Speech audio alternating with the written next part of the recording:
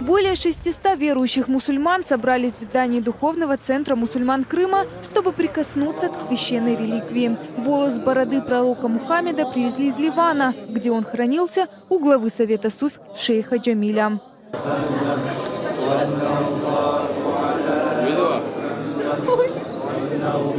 Мусульмане из-за любви к пророку Мухаммаду чтят и ценят те реликвии, которые остались, и бережно хранят их.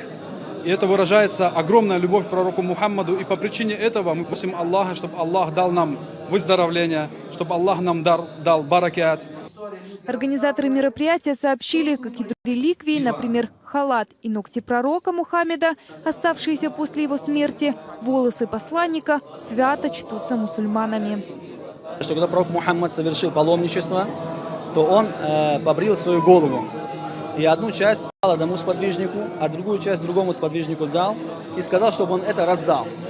Но если пророк Мухаммад, мир ему, раздал волосы, и мы знаем, что волосы не употребляются для еды, то он дал для чего? Для благословения.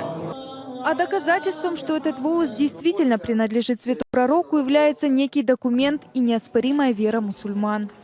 Здесь написано, вот цепочка передачи этого волоса. Волосы пророка Мухаммада, саллаллаху алейхи вассалям, точно так же, как и хадисы пророка, то есть изречения пророка, передавались по достоверной цепочке. То есть, когда нам говорят, что пророк так сказал, мы в это верим. О том, что это волос пророка, говорят миллионы мусульман, в это верим, и в этом нет сомнений. И это есть доказательство.